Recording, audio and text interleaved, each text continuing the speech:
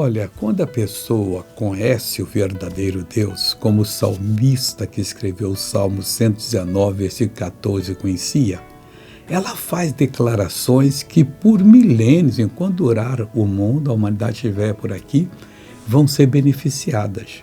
Por exemplo, o Salmo 119, 14, assim, que o salmista falou: folgo, me alegro mais com o caminho dos teus testemunhos de que com todas as riquezas. Esse homem era rico, era podre de rico, como se diz, quer dizer, mas ele tinha mais prazer com o caminho dos testemunhos de Deus, porque quando Deus aviva para você uma promessa, aquilo é um caminho que ele abriu para você.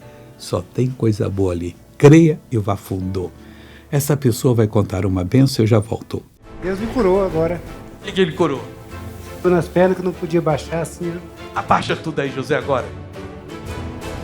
E agora, homem de Deus? Jesus curou.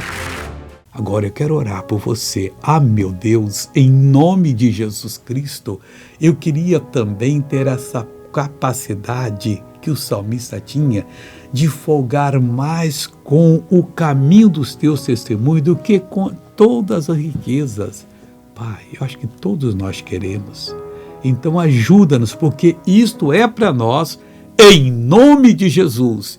E eu abençoo essa pessoa e digo: seja abençoado com esta palavra.